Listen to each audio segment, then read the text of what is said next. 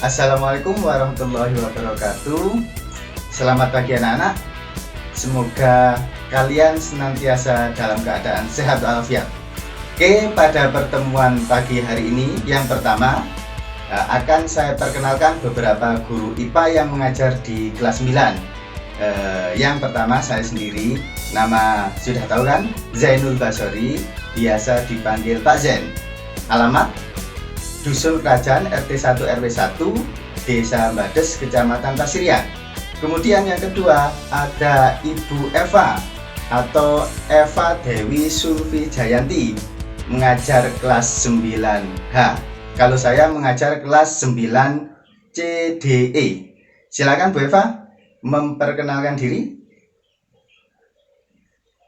Assalamualaikum warahmatullahi wabarakatuh. Bagaimana kabar kalian anak-anak? Saya harap kalian tetap dalam kondisi yang sehat. Anak-anak, perkenalkan nama saya Eva Dewi Sulfi Jayanti. Kalian cukup panggil saya dengan Bu Eva. Bu Eva mengajar mata pelajaran IPA di kelas 8A, B, C, D dan kelas 9H. Walaupun dalam kondisi pandemi seperti ini, saya harap kalian tetap semangat belajar dan tidak boleh bermalas-malasan. Semangat anak-anak ya. Assalamualaikum warahmatullahi wabarakatuh. Yang ketiga ada Ibu Dwi Aryani. Monggo Bu Dwi, silakan memperkenalkan diri. Assalamualaikum warahmatullahi wabarakatuh. Perkenalkan, nama saya Ibu Dwi Aryani Winedar. Saya sebagai pengajar materi IPA atau ilmu pengetahuan alam. Alamat rumah saya Pasirian, di sebelahnya stadion Pasirian. Nah, saya memiliki 3 orang anak, 2 cowok, 1 cewek. Nah, ya, mungkin itu aja perkenalan saya di awal ini, dan saya mohon walaupun pembelajaran kali ini tidak seperti yang sudah kalian alami lewat tatap muka, dan pembelajaran kita kali ini menggunakan sistem daring. Terus belajar ya, semangat ya, raih cita-cita kalian, karena bagaimanapun juga cita-cita kalian itu bisa terlaksana dan bisa tercapai itu berkat usaha kalian. Semangat terus belajar. Nah, amin. Wassalamualaikum warahmatullahi wabarakatuh. Itulah beberapa guru yang mengajar kelas 9. Untuk pertemuan pertama ini kita akan membahas tentang reproduksi atau sistem reproduksi pada manusia. Lebih lengkapnya silakan melihat video pada tayangan berikut ini. Silakan. Tujuannya adalah untuk proses pertumbuhan. Semakin besar ukuran organisme, maka jumlah sel yang ada di dalamnya juga semakin besar, sehingga pembelahan sel ini berperan dalam proses pertumbuhan dan perkembangan dari organisme tersebut. Yang kedua yaitu untuk proses perbaikan. Jadi setiap sel tubuh kita yang rusak akan digantikan dengan sel-sel baru. Dari mana asalnya sel tadi? Yaitu dari sel lama yang membelah menjadi sel-sel yang baru. Dan yang ketiga, tujuan dari pembelahan sel yaitu untuk proses reproduksi. Kalau untuk organisme sel tunggal, biasanya pembelahan ini berperan untuk memperbanyak diri. Contohnya kayak amoeba, dari 1 sel dia akan membelah menjadi 2 sel, menjadi 4 sel, dan seterusnya. Sedangkan kalau untuk organisme multiseluler, pembelahan sel ini peranannya pada proses reproduksi yaitu untuk proses gametogenesis, pembentukan gamet. Kayak pembelahan sel sendiri ini dibagi menjadi 3. Yang pertama yaitu amitosis. Ada kata A di depan, huruf A di depan, itu artinya tidak. Mitosis artinya amitosis adalah pembelahan sel tanpa melalui tahap-tahap pembelahan atau disebut juga pembelahan secara langsung. Nah, di sini untuk amitosis contohnya itu adalah pada bakteri. Jadi sel bakteri yang sel tunggal ya, kemudian dia akan membesar, kemudian membelah menjadi dua tanpa melalui tahap profase, metafase, anafase, telofase, dan telofase. Jadi pembelahannya disebut pembelahan langsung. Berikutnya yaitu pembelahan mitosis, dan yang terakhir adalah meiosis. Nah, untuk pembelahan mitosis kita pada slide, nah ini mitosis cirinya, dia terjadi pada sel autosom. Sel autosom itu apa? Yaitu seluruh sel atau sel somatik ya istilahnya, seluruh sel yang ada di tubuh kita selain pada sel sperma sama sel telur itu disebut sebagai sel autosom atau sel tubuh. Kemudian ciri yang kedua, mitosis itu dia terdiri dari satu kali pakmat. Jadi ada satu kali profase, metafase, anafase, dan telofase. Dan yang ketiga, tidak terjadi reduksi kromosom. Artinya apa? Jumlah kromosomnya tetap. Kalau induknya 2N atau diploid, maka nanti sel anaknya juga diploid. Dan terakhir, sifat yang dihasilkan sama dengan induknya. Nah, ini adalah tahapan pada proses mitosis. Yang pertama adalah profase. Profase sendiri ada 3 tahapan, ada profase 1, profase 2, dan prometafase. Untuk profase 1, ini ditandai dengan si sentrosom membelah menjadi 2 sentriol. Kemudian si benang kromatin ini nanti akan memadat membentuk kromosom. Kemudian juga terbentuknya benang spindle. Jadi ciri dari profase yang pertama adalah sentrosom membelah menjadi 2 sentriol. Kemudian 2 sentriol ini akan bergerak menuju kutub yang berlawanan dan membentuk benang spindle. Kemudian ciri berikutnya yaitu kromatin, dia akan memendek membentuk kromosom. Nah, ini namanya kromosom. Dan yang ketiga ditandai dengan ini menghilangnya selaput inti atau memudarnya selaput inti. Itu ciri dari profase. Jadi profase ditandai dengan sentriol bergerak menuju kutub dan membentuk spindle, kemudian kromatin memendek membentuk kromosom, dan membran inti atau membran inti memudar atau menghilang. Itu ciri dari profase. Selanjutnya setelah si spindle ini terbentuk, maka si kromosom akan berjajar di kutub atau di ekuator. Nah, berada di ekuator dan terikat oleh benang-benang spindle. Jadi benang spindle ini fungsinya adalah untuk mengikat si kromosom. Nah, jadi tahapan yang paling mudah kita amati di bawah mikroskop itu adalah tahapan metafase ini, karena kromosom sedang berjajar di ekuator atau berada di tengah. Selanjutnya kita akan memasuki tahap anafase. Nah, sel akan mengalami tahap anafase.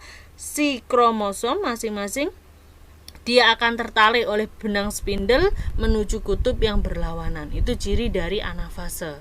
Selanjutnya sel akan memasuki tahap telofase. Nah, di telofase di sini akan terjadi proses sitokinesis, yaitu pembelahan sitoplasma, seperti yang tadi saya bilang bahwa selalu diakhiri dengan sitokinesis, pembelahan sitoplasma menjadi 2 bagian. Kemudian si sentriol akan membentuk sentrosom kembali, membran inti akan terbentuk kembali, dan dihasilkan 2 sel anak yang baru. Jadi dari pembelahan mitosis, dari 1 sel dihasilkan 2 sel dengan jumlah kromosom yang sama seperti induk, yaitu diploid. 1 sel diploid menghasilkan 2 sel yang diploid. Itu ciri dari pembelahan mitosis. Ini untuk lebih jelasnya perhatikan skema atau gambar berikut. Nah, ini jadi profase ditandai dengan si sentriol mulai bergerak menuju kutub, membentuk benang-benang spindle, kemudian si kromosom mulai bidang ekuator. Nah, ini adalah tahapan metafase di mana kromosom sudah berjajar di bidang ekuator. Terus masuk ke tahap anafase. Nah, masing-masing bagian dari kromosom tadi dia akan tertarik oleh spindle menuju kutub yang berlawanan.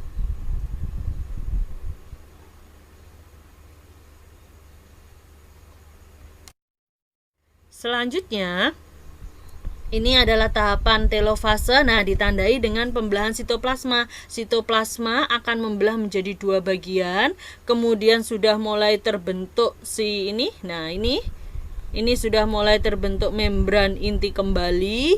Kemudian si sentriol dia akan membentuk sentrosom kembali, sehingga dihasilkan 2 sel anak yang baru.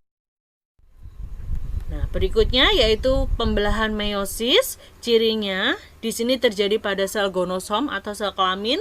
Jadi ini terjadi pada sel-sel sperma, sel telur, sel putik ataupun sel serbuk sari. Dia mengalami 2 tahapan pakmat. Terus berikutnya dia terjadi reduksi kromosom dan sifat anakan berbeda dengan induknya. Nah, ini gambar dari profase 1.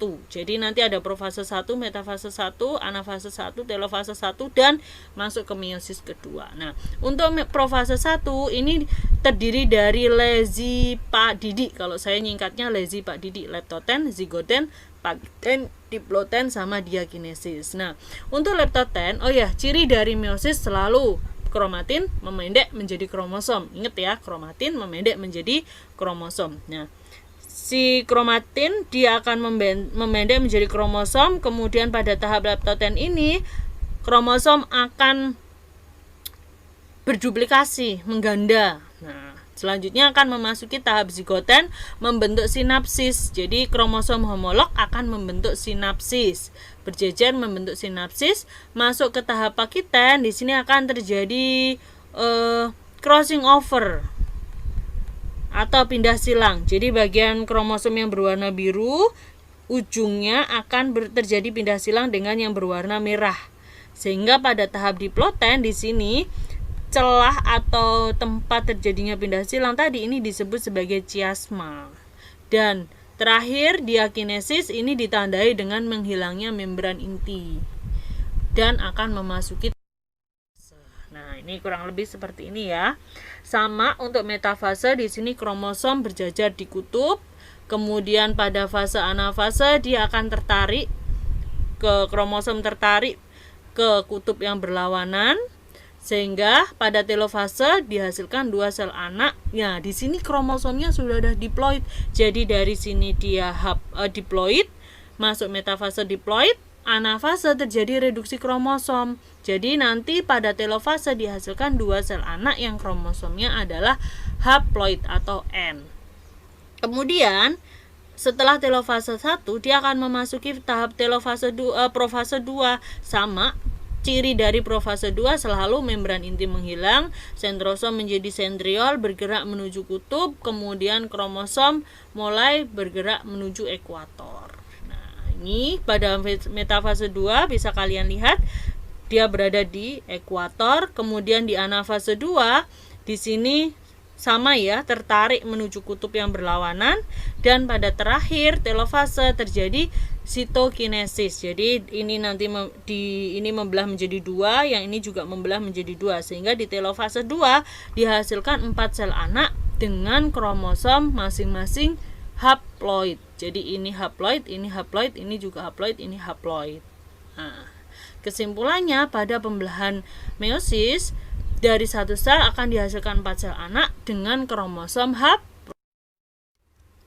Nah, ini kurang lebihnya gambarannya seperti ini nih. Ini sudah mulai profase 1 ya. Nah, membran inti menghilang, kromosom mulai bergerak menuju bidang ekuator. Nah, berjajar di ekuator, ini berarti dia sudah masuk ini anafase ini. Nah, bergerak menuju kutub, anafase 1 ya.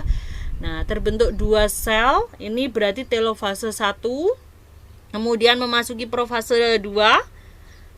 Ini metafase 2, berjajar di kutub di ekuator lagi, bergerak menuju kutub berarti anafase 2. Kemudian terjadi sitokinesis. Nah, ini tahap telofase 2. Untuk membedakan pembelahan mitosis dan meiosis, kita lihat dari segi tempatnya. Kalau untuk mitosis tadi ada di autosom dan gonosom ya. Kemudian sedangkan kalau meiosis dia hanya terjadi pada gonosom saja. Untuk tahapannya, kalau mitosis hanya 1 kali pakmat, sedangkan kalau meiosis dia ada 2 kali pakmat. Terus yang ketiga yaitu kromosom anaknya. Kalau mitosis dari 2N dia tetap menjadi 2N, sedangkan kalau meiosis dari 2N dia akan menjadi N. Jadi kalau kita lihat dari kromosom anaknya, mitosis ini jumlah kromosom anaknya sama dengan induk, sedangkan kalau meiosis jumlah sel anaknya setengah dari kromosom induk. Terima kasih. Wassalamualaikum warahmatullahi wabarakatuh.